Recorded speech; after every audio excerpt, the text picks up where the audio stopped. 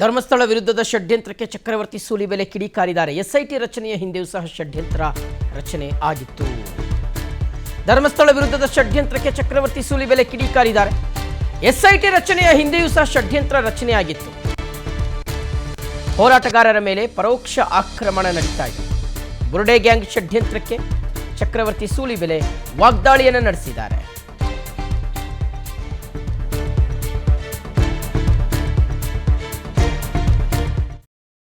ಪರವಾಗಿ ನಿಂತಿದ್ರು ಅನ್ನೋ ಕಾರಣಕ್ಕೆ ಪ್ರೆಸ್ ಮೀಟ್. ನೀವು ಚಿನ್ನಯ್ಯನಿಗೆ ನೀವು ಅನ್ಯಾಯ ಮಾಡ್ಲಿಕ್ಕೆ ಪ್ರೇರೇಪಣೆ ಕೊಟ್ಟಿದ್ಯಾಕೆ? ನಮ್ಮ ಪ್ರೆಸ್ ಮೀಟ್ ಆ ಕಾರಣಕ್ಕೋಸ್ಕರ.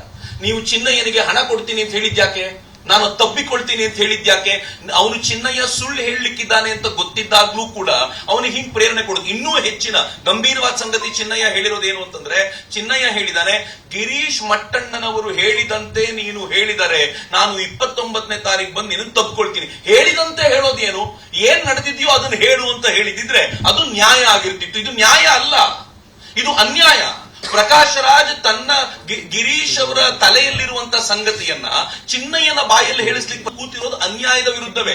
ಪ್ರಕಾಶ್ ರಾಜ್ ನ್ಯಾಯದ ಪರವಾಗಿ ದನಿ ಎತ್ತಿದ್ದು ಯಾವತ್ತೂ ಇಲ್ಲ. ಎಲ್ಲವೂ ಈ ತರದ ಸಂಗತಿಗಳೇ. ಅದನ್ನ ಅವರು ನ್ಯಾಯ ಅಂತ ಕರ್ಕೊಳ್ತಾರೆ ಅಷ್ಟೇ. ಇವತ್ತು ಇದಕ್ಕೊಂದು ಹೊಸ ನರೇಟಿವ್ ಕ್ರಿಯೇಟ್ ಮಾಡುವಂತ ಪ್ರಯತ್ನ ಮಾಡ್ತಿದ್ದಾರೆ. ಬಟ್ 100% ಅನ್ಯಾಯದ ವಿಚಾರ ಏನಿದೆಯೋ ಅವರದ್ದು, ಅದನ್ನೇ ನಾವು